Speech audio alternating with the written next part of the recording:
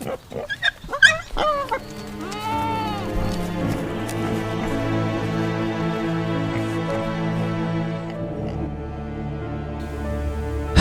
onlarla lüks avtomobil, heç vaxt yaşamadığı milyonluq villalar, mənzillər, həddindən artıq böyük məbləğlərdə alınan paltarlar, əşyalar və s.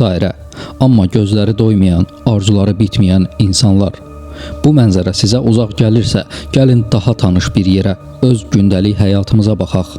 Aylarla, bəlkə də illərlə arzuladığınız o son model telefonu almaq üçün pul yığırsınız. Nəhayət, mağazadan çıxanda içinizdə böyük bir coşqu olur.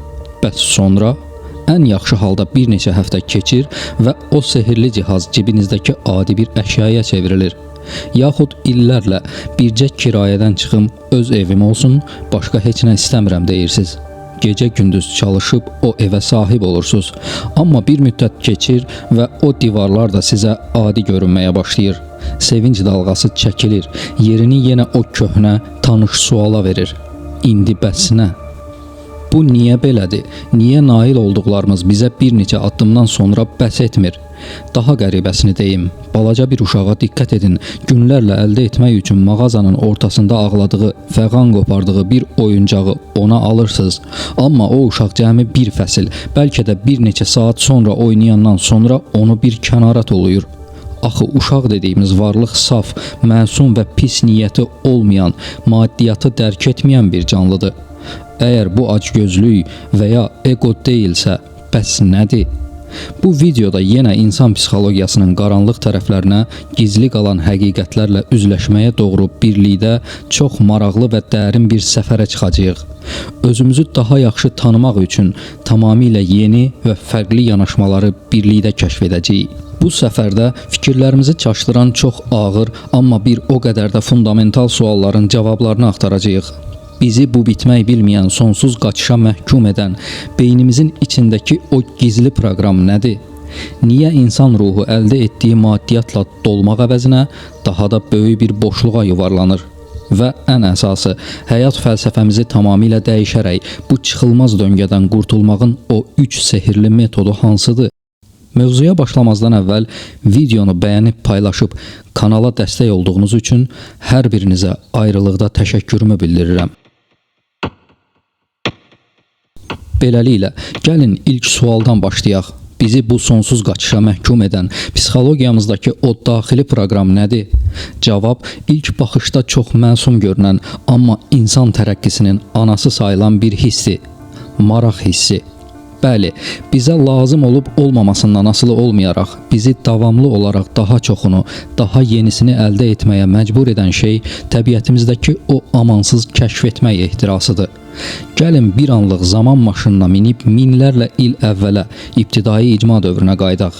100 min illər ərzində təbiətdə yaşayan atalarımız üçün yeni bir meyvə növü, yeni bir ov yeri və ya kəşf olunmamış bir ərazi tapmaq sadəcə əyləncə deyildi. Bu, acılıqdan ölməmək və yırtıcılardan qorunmaq, yəni birbaşa sağ qalmaq demək idi. Təkamül psixologiyası bizə izah edir ki, maraqlı olmaq qədim dövrdə resurs tapmağı, təhlükəsizliyi və öyrənməyi təşviq edən ən güclü sağ qalma strategiyası idi. O dövrdə beynimiz yeni və naməlum bir şey kəşf edəndə içəri sızan dopamin hormonu bir mükafat deyil, əslində bu istiqamətdə davam et, axtarışdan qalma siqnalı idi. Amma bu mexanizmin qəribə bir xüsusiyyəti var: adaptasiya. Beynimiz çox qənaətcil bir orqandır və enerjisini qorumaq üçün tanış şeylərə reaksiyasını azaldır. Tapılan yeni ərazi artıq yeni olmayanda beyin ona qarşı həyəcanını itirir və diqqətini növbəti stimula yönəldir. Müasir elmdə buna hedonik adaptasiya və ya hedonik qaçış aparatı deyilir. Yeni bir maşın, yeni bir ev və ya yüksək maaş ilk vaxtlar hormonlarımızı coşdurur. Amma çox keçmədən beyin bunu yeni norma kimi qəbul edir. Sehr itir, əşya adiləşir və beyin dərhal yeni bir maraq obyekti axtarmağa başlayır. Psixoloq George Loewenstein marağı informasiya boşluğunu doldurmaq istəyi kimi izah edir. Boşluq dolur, həyəcan bitir və biz dərhal yeni bir boşluq axtarırıq.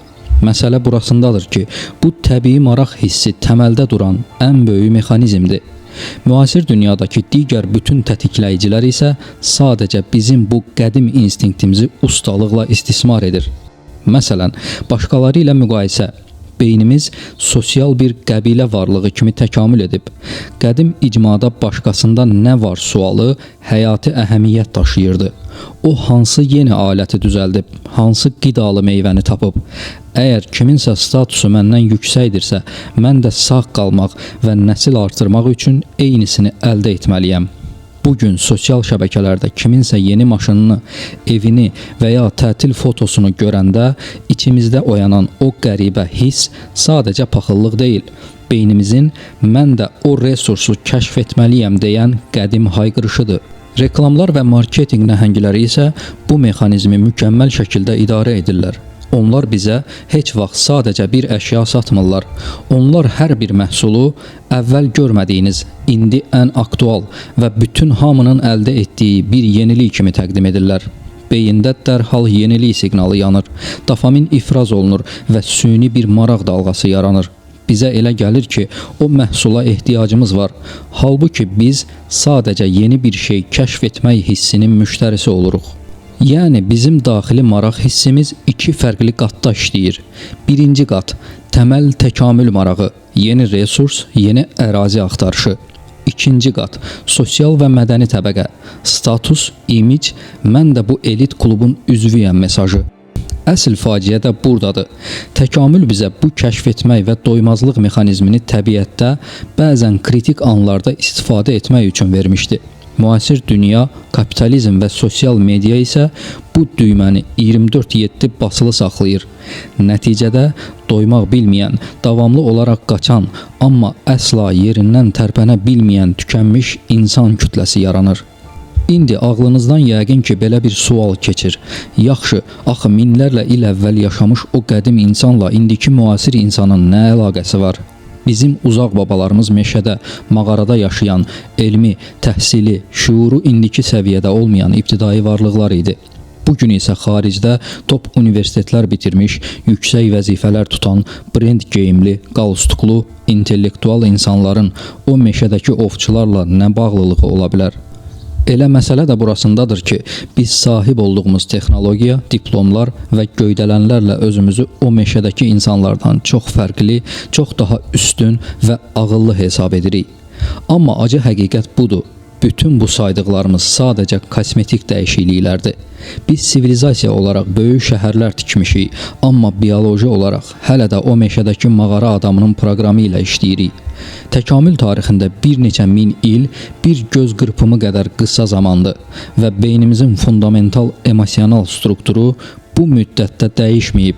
Biz heç də düşündüyümüz qədər rasional və ağıllı deyilik. İnanmırsınızsa, gəlin gündəlik həyatımıza baxaq və məntiqlə tamamilə ziddiyyət təşkil edən yüzlərlə davranışımızdan bir neçəsini masaya qoyaq. Qarşımızdakı o şəkərli, yağlı fast foodun bizə zərərli olduğunu, bizi kökəldəcəyini və gələcəkdə ürək-damar xəstəliklərinə yol açacağını çox gözəl bilirik. Amma məntiqimizi bir kənara qoyub, onu böyük bir iştahla yeyirik. Çünki şuuraltımız hələ də meşədədir və tapdığı hər yüksək kalorili qidanı bəlkə sabah qıtlıq olacaq qorxusu ilə depolamaq istəyir. Saatlarla ofis kreslosunda bükülüb oturmağın bizi yaşlılıqda ciddi onurğa və oynaq problemləri ilə üz-üzə qoyacağını bilirik. Hər gün bədəni hərəkət etdirməyin vacibliyini dərk edirik. Amma gün ərzində heç 1000 addım belə atmadan lift və maşın komfortunda yaşayırıq. Növbəti dəfə alacağımız o astronomik qiymətli lüks avtomobilin də əslində bizi əvvəlki köhnə maşınımız kimi sadəcə A nöqtəsindən B nöqtəsinə aparıb gətirmək funksiyası daşıdığını bilirik. Amma o statusu almaq üçün milyonlar xərcləyirik. Böyük əziyyətlərlə tikdirdiyimiz bağ evində il ərzində cəmi 1-2 həftə qalacağımızı, bəlkə də yay gələndə istirahət üçün tamamilə başqa bir ölkəyə qaçacağımızı, bunu bilə-bilə o boş divarlara sərvət yatırırıq. Ramazan ayında orucun həm də nəfsi tərbiyə etmək, acılığı anlamaq və daxili bir təmizləmə yaşamaq üçün olduğunu bilirik. Amma axşam gələndə dəbdəbəli bir restoranda bəlkə də bir neçə xəstə uşağın həyati əhəmiyyətli dərman pulundan daha çox maliyyəti olan israf dolu lüks iftar süfrələrinə qaçırıq. Şkafımızda artıq geyinməyə yer tapmadığımız, onlarla köynək, ayaqqabı olduğu halda növbəti endirim kampaniyasını görəndə sanki onlarsız yaşaya bilməyəcəymiş kimi yenidən alış-veriş saytlarına hücum edirik. Bütün bu ziddiyyətli mənzərəni uzatdıqca uzatmaq olar. Bəs bu məntiqdən kənar hərəkətlər hardan gəlir? Biz niyə bu qədər ağıllı ola-ola, bu qədər kör-körənə hərəkət edirik? Məşhur psixoloq və Nobel mükafatı laureatı Daniel Kahneman özünün bəşəri kəşfi olan sürətli və yavaş təfəkkür nəzəriyyəsində bunu sübut edir. İnsan beynində iki sistem var. Sistem 1 sürətli, emosional, ibtidai instinktlərə söykənən və sistem 2 yavaş, analitik, məntiqli. Biz elə bilirik ki, həyatımızı ali savadımızla, məntiqimizlə, yəni sistem 2 ilə idarə edirik. Lakin elmi təcrübələr göstərir ki, gündəlik qərarlarımızın 95%-dən çoxunu o meşədəki ibtidai duyğularımızdan bəslənən sistem 1 verir. Biz sadəcə emosional olaraq instinktlərimizin əsirinə çevrilirik. Sonra isə diplomlarımız və qazandığımız mədəni nitqimizlə o məntiqsiz hərəkətlərimizə məntiqli don geyindiririk. Bunu anlamaq üçün psixologiyadakı məşhur sosial uyğunlaşma təcrübələrini xatırlayaq. İnsanlara çox sadə xəttlər göstərilir və hansının uzun olduğu soruşulur. Əgər otaqdakı digər 5 nəfər, yəni aktyorlar bilərəkdən açıq-aşkar səhv cavabı verirsə, universitet bitirmiş, intellektual, müasir insan belə qəbilədən kənarda qalmamaq, qrupun reaksiyasını öz üzərinə çəkməmək üçün gözünün gördüyü həqiqəti inkar edib, hamı ilə birgə səhv cavabı müdafiə edir. Niyə? Çünki ibtidai meşə qanununa görə qəbilədən qovulmaq, tək qalmaq və yırtıcılara yem olmaq, yəni ölüm demək idi. Bugün sosial şəbəkələrdə hamı nəyi bəyənirsə ona qaçmağımız, hamı hansı maşını tərifləyirsə onu arzulamağımız məhz həmin o qorxudan, qəbilədən geri qalmamaq instinktindən qaynaqlanır. Biz hələ də müasir geyimlərdə, lüks ofislərdə oturan, lakin içindəki ibtidai qorxuları, resurs toplamaq ehtirasını və status yarışını heç cür cilovlaya bilməyən varlıqlarıq. Üstümüzdəki geyim dəyişib, diplomlarımızın sayı artıb, amma içimizdəki o ac, qorxmuş və davamlı təhlükəsizlik axtaran mağara adamı hələ də oradadır və pərdə arxasından bizi idarə etməyə davam edir. Bu problemin ən incə, ən həssas məqamı məhz buradadır.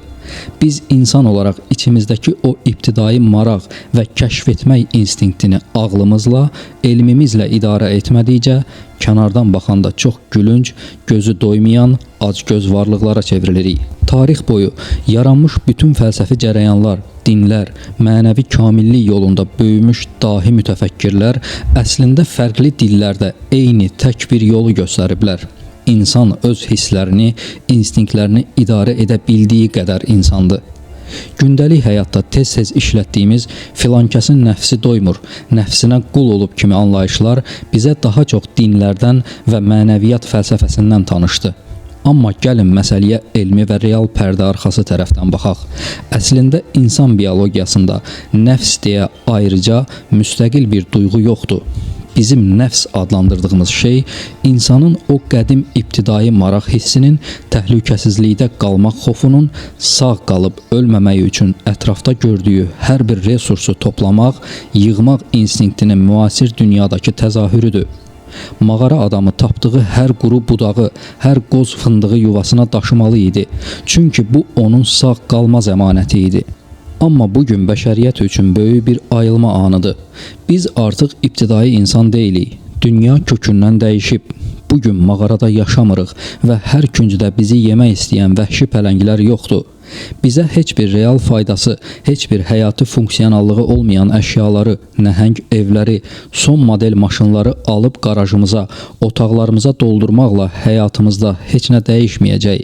Bu zənginlik, bu kör-körənə qaçış heç bir halda sizin həyatdan zövq alma imkanlarınızı, ruhunuzun xoşbəxtlik potensialını artırmayacaq. Gəlin real və çox sadə bir müqayisə aparaq. 8 otaqlı, divarları qızıl naxışlı lüks bir villada 30.000 manatlıq bir divanda əyləşməklə 2 otaqlı sadə bir mənzildə 500 manatlıq rahat bir divanda əyləşmək arasında bioloji və fiziki olaraq heç bir dəhşətli fərq yoxdur. Hər iki divan sizin bədəninizin ağırlığını saxlayır. Hər iki ev sizi yağışdan, soyuqdan qoruyur. Sizin o 30 minlik divandan alacağınız fiziki həzz, beynindəki o ilk euforiya cəmi bir neçə gün çəkəcək və hedonik adaptasiya divanı sizin üçün adiləşdirəcək. Bəs elə isə insan ruhu bu dünyada həqiqi, dərin və keçici olmayan zövqü hardan tapa bilər? Bunun üçün insanların hələ də tam kəşf edə bilmədiyi, amma dadını bir dəfə dadanın bir daha vaz keçə bilmədiyi möhtəşəm bir yol var. Bu, əlindəki imkanları, qazandığın o kapitalı sadəcə öz mağaranı böyütməyə deyil, digər insanların oxumağına, gənclərin inkişafına, incəsənətin, elmin və mədəniyyətin tərəqqisinə dəstək olmağa xərcləməkdir. Sənin toxunduğun bir həyatın çiçəklənməsini, yaratdığın bir təqaüdlə oxuyan tələbənin uğurunu, dəstək olduğun bir rəsm əsərini, bir kitabın işıq üzü görməsini və bunun cəmiyyətdəki real, canlı nəticələrini öz gözlərinlə görmək. Budur həqiqi həzz. Bu yolla qazanılan daxili məna və sakitlik heç bir hedonik qaçış aparatına tabe olmur. Bu addımı atan insan sadəcə quru bir istehlakçı olmaqdan çıxıb, bu dünyada bir iz qoyan, yaradıcı bir qüvvəyə çevrilir. Belə bir insan hara getsə, hansı ölkəyə, hansı mühitə addım atsa, qarşısında qapılar lüks maşınına görə deyil, ruhunun böyüklüyünə görə açılır. O hər yerdə səmimi bir sevgi və sonsuz hörmətlə qarşılanır. İnsan ruhu üçün bundan daha dərin, bundan daha qalıcı bir zövq, bundan daha mənalı bir yaşayış forması ola bilərmi? Arzulamaq, daim inkişaf etmək və daha yaxşısını əldə etməyə çalışmaq. Bu, insanı irəli aparan, sivilizasiyalar quran, bizi ulduzlara tərəf səsləyən ən ali duyğudur. Lakin buradakı ən həssas, bəlkə də ən qorxulu məqam budur. Əgər insan bu arzu, maraq və yeniliyi axtarma hissini doğru yerə, daxili tərəqqiyə yönəltməsə, əldə etdiyi hər şey, istisnasız olaraq hər şey onun üçün adiləşəcək. Maddi resurslar bizi heç vaxt doyurmayacaq. İstər yoxsulluğun sərhəddində yaşayın, istərsə də milyardlara hökm edin. Əgər hər gün mənəvi inkişafınıza zaman ayırmasanız, beyninizi zənginləşdirməsəniz və hisslərinizi idarə etməyi öyrənməsəniz, bu amansız arzulama ehtirasının ən yüksək pilləsində belə reallıq dəyişməyəcək. Siz sadəcə onlarla idman maşını, yüzlərlə dəbdəbəli villası olan, amma daxilən tamamilə lazımsız, bomboş bir adama çevriləcəksiniz. Hər günün sadəcə bircə saatını özü ilə baş-başa qalıb düşünməyə, oxumağa, varlığını sorğulamağa ayırmayan insan əynindəki minlərlə dollarlıq brend geyimlə, əlindəki son model telefonla müasir bir görüntü yaratsa da, təməldə elə həmin o qədim, qorxmuş ibtidai insan beyni ilə gəzməyə və həyatı israf etməyə davam edəcək. Amma gəlin reallıqla da üzləşək. İnsanların hamısı eyni dərəcədə inkişaf etmək üçün cəhd göstərməyəcək. Hər bir fərdin kamil olmasını, nəfsini cilovlamasını gözləmək ən böyük sadəlövhlük olardı. İnsanlıq tarixi bizə göstərir ki, kütlələrin daxili şüuruna güvənmək yetərli deyil. Məhz buna görə də inkişaf etmiş müasir cəmiyyətlər fərdlərin acgözlüyünü və instinktlərini tənzimləmək üçün möhtəşəm bir sistem qurublar. Hüququn aliliyi. Əgər bir cəmiyyətdə hər kəs statusundan və sərvətindən asılı olmayaraq qanun qarşısında bərabərdirsə, vergisini dürüst ödəyirsə və qanunsuz yollarla başqasının haqqını qəsb edə bilmirsə, orada xaotik bir qütbləşmə yaranmır. Hüququn hakim olduğu yerdə bir tərəfdə dolanmaq üçün gecə-gündüz ölüm-dirim savaşı verən çarəsiz insanlar, digər tərəfdə isə korrupsiya və haqsızlıq hesabına yüzlərlə evi olan, amma daxilən mağara dövründə qalmış imtiyazlı ibtidai varlıqlar ola bilməz. Hüquq, insanın daxilindəki o yırtıcı, acgöz ovçunu cilovlayan kollektiv ağıldır. Bəs bugün dünyanın ən inkişaf etmiş, rifah səviyyəsi ən yüksək olan ölkələrinə, məsələn, Skandinaviya cəmiyyətlərinə baxanda nə görürük? Dünyanın ən zəngin şirkətlərinin rəhbərləri, nazirlər, professorlar niyə böyük mühərrikli lüks maşınlar deyil, kiçik, ekoloji təmiz avtomobillər və ya sadəcə bir velosiped sürürlər? niyə milyarderlər televiziyaya adi reklamsız, sadə köynəklərdə çıxırlar? Çünki onlar bu fəlsəfi fərqindəlliyi həm fərdi, həm də sosioloji olaraq həzm ediblər. Onlar anlayıblar ki, status yarışında minik vasitəsinin markası ilə öyünmək şuurun aşağı qatına aid bir ibtidai davranışdır. Onlar xoşbəxtliyin gizli formulunu əşyaların lüksunda yox, sadəliyin gətirdiyi azadlıqda tapıblar.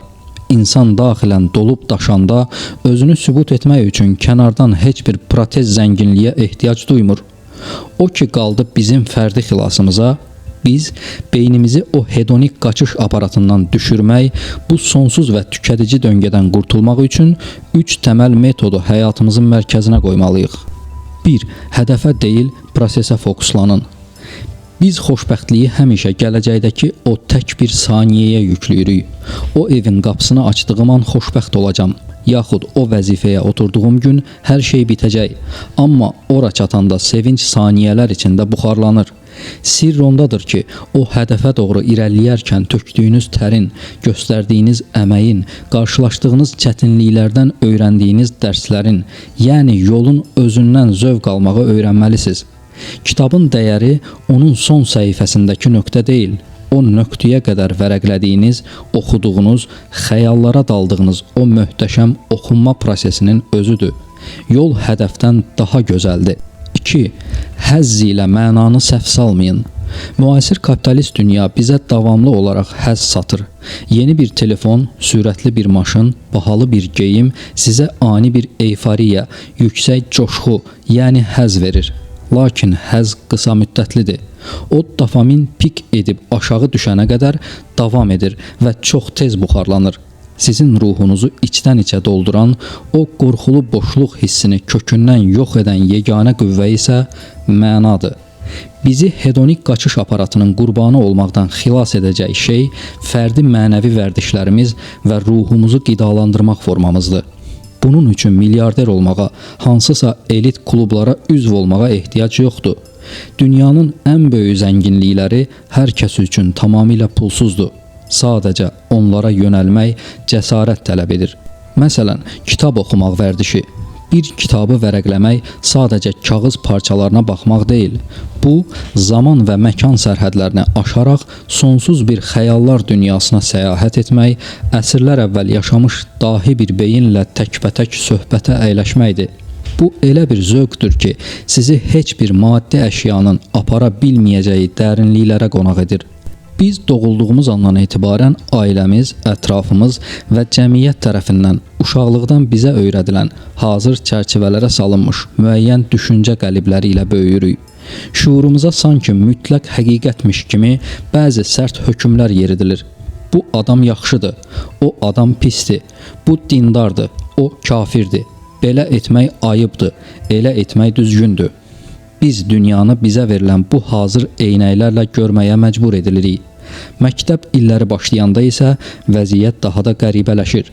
Təhsil sistemi ömrümüz boyu bizə heç bir işimizə yaramayacaq, sadəcə yaddaşımızı yükləyəcək quru məlumatlar bütövi ilə beynimizi doldurur. Amma ən vacib məsələ insanın mənəvi kamilliyi, daxili dünyasının zənginləşməsi və şəxsiyyət kimi formalaşması üçün təəssüf ki, demək olar ki, heç nə öyrədilmir.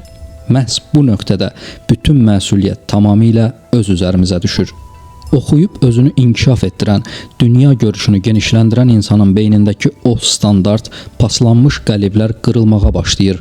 İnsanın daxilində tamamilə fərqli anlayışlar, yeni üfüqlər yaranır. Siz artıq qarşınızdakı insana və ya hadisəyə kör-koranə tənqidlə yanaşmırsınız. Bir insan pisdir, amma niyə pisdir? Onu bu nöqtəyə gətirən travmaları, keçmişin nə olub? Bu hadisə doğru deyil, amma niyə doğru deyil? Deyə suallar verməyə başlayırsınız. İnkişaf etmiş beyin artıq daha dərinə getməyə, səthi görünüşün arxasındakı gizli motivləri axtarmağa və hər niyənin arxasındakı növbəti niyəni kəşf etməyə başlayır. Bu sizə insanları, cəmiyyəti və qərarları daha dəqiq, daha ədalətli analiz etmək qabiliyyəti qazandırır. Əks təqdirdə əgər özünüzü yetişdirməsəz, cəmiyyətin sizə vurduğu o kör möhürlərinəsirinə çevriləcəksiniz. İbtidai bir təfəkkürdə qalaraq belə gülünc hökmlər çıxaracaqsınız. Filankəs qadın siqaret çəkir və ya içki içirsə, deməli o mütləq əxlaqsızdır. Filankəs çox pulludursa, deməli o həddindən artıq bacarıqlı və ağıllı biridir. Kimsə yaşlı adamdırsa, deməli onun hər dediyi qanundur və ona mütləq hörmət edilməlidir.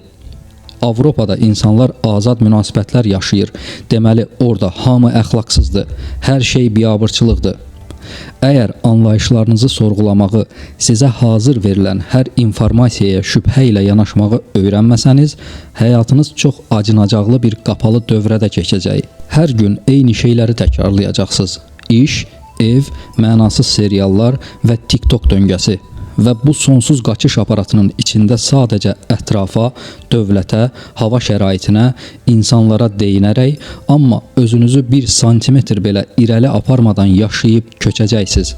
Məhz buna görə də oxumaq lazımdır. Sizə təqdim olunan bu saxta və dar həyat senarisini cırıb atmaq və öz həyatınızın şuurlu rejissoru olmaq üçün. Yaxud ətrafımızı, tarixi, dünyanı, heyvanlar aləmini, kosmosu və ya kiçik bir bitkinin yarpağındakı möcüzəvi naxışları araşdırmaq. Bunun üçün sizin laboratoriyada çalışan bir alim olmağınıza ehtiyac yoxdur. Hər gün saatlarla qarşısında əyləşib mənasız, eyni ssenarili teleseriallara baxdığınız o telefon və ya televizor ekranında sadəcə kiçik bir axtarış etsəniz, elmin, təbiətin və tarixin sonsuz maraqlı məlumatlar dənizində itib batacaqsınız. Hər gün yeni bir həqiqəti kəşf etmək, dünyanın işləmə mexanizmini anlamaq beynimizdə elə bir saf maraq oyadır ki, artıq mağazadakı parıltılı əşyalar gözünüzə çox kiçik görünməyə başlayır. Bununla yanaşı, təbiətdə tək başına gəzintiyə çıxmaq və düşüncələrə dalmaq vərdişi, şəhərin gürültüsündən, səs-küylü sosial media bildirişlərindən uzaqlaşıb, sadəcə ağacların, torpağın səssizliyi ilə baş-başa qalmaq insanın öz daxili dünyasında böyüməsinə, ruhunun sərhədlərinin genişləndirilməsinə yol açır. Fransız filosofu Blaise Pascal yazırdı: bəşəriyyətin bütün problemləri insanın tək bir otaqda sakitcə tək başına otura bilməməsindən qaynaqlanır. Özünüzlə qalmağı, düşünməyi və daxili aləminizi kəşf etməyi öyrəndiyiniz an, xarici dünyanın saxta həzlərinə ehtiyacınız minimuma enir. Ehtiyacı olan bir gəncə təmənnasız kömək etmək, onun təhsilinə yol açmaq, yaradıcı və qalıcı bir iş ortaya qoymaq, kiminsə qaranlıq həyatına kiçik də olsa bir işıq olmaq. Bax, bu mənəvi dəyərlər hedonik qaçış aparatına əsla tabe olmur. Mənanın, öyrənməyin və mənəvi vərdişlərin gətirdiyi daxili sakitlik və fərəh zamansızdır, qalıcıdır və ən əsası heç bir zaman adiləşmir. 3. Həqiqi şükranlıq. İnsan beyni təkamülən həmişə çatışmayana, təhlükəyə, əlində olmayana baxmağa meyillidir. Biz bugün sahib olduğumuz və artıq bizə tamamilə adi gələn neçə möcüzəni görmürük.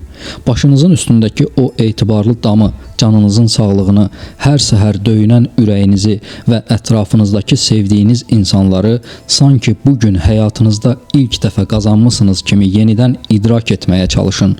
Əgər bugün əlində olanların dəyərini hiss edə bilmirsənsə, sabah qazanacağın milyonlar da sənə eyni dərəcədə adi və dadsız görünəcək. Şükranlıq əlindəki sadə bir çörəyi kral süfrəsinə çevirən yeganə psixolojik gücdür. Videonun əvvəlinə qaydaq və o fundamental sualı özümüzə yenidən verək. Tutaq ki, arzuladığın hər şeyi əldə etdin. Bəs sonra? İndi cavabı çox yaxşı bilirik. Əgər içindəki o qədim mağara adamının qorxularını, kör-köranə yığmaq instinktini ağlın və elmin süzgəcindən keçirmirsənsə, həmin o sonra gəlib çatanda böyük bir xəyal qırıqlığı olacaq. Əgər daxili dünyanı böyütməmisənsə, o lüks qarajlar, milyonluq villalar və son model cihazlar sənə sadəcə bir neçə həftəlik saxta bir euforiya bəxş edəcək və yerini yenə o amansız, soyuq boşluğa verəcək. Çünki sən əşyaları deyil, beyninin sənə qurduğu o dopamin tələsini arzulayırdın və o tələ daxili inkişaf olmadan əsla doymayacaq. Həyat dayanmadan qaçmalı olduğun bir hedonik qaçış aparatı deyil, qazanılacaq növbəti əşya, açılacaq növbəti lüks qapı səni sən etməyəcək. Həqiqi qələbə o aparatdan aşağı düşmək, dayanıb nəfəs almaq və əlindəkilərin dərinliyindəki o gizli möcüzəni, o böyük mənanı hiss edə bilməkdir. Unutma, ssenarinin son səhifəsinə çatdıqda, bütün o parıltılı pərdələr qapandıqda və xarici dünyanın gürültüsü kəsildikdə, geriyə qalan tək bir şey olacaq. Elə sənin öz daxili dünyan. Əgər o dünya boşdursa, saraylar da, imperiyalar da onu doldura bilməz. Özünü içəridən tikməyə və kəşf etməyə bugündən başla. Çünki arzuladığın hər şeyi əldə etdikdən sonra sığınacağın tək yer elə öz ruhundur. Sona qədər izlədiyiniz üçün təşəkkürlər.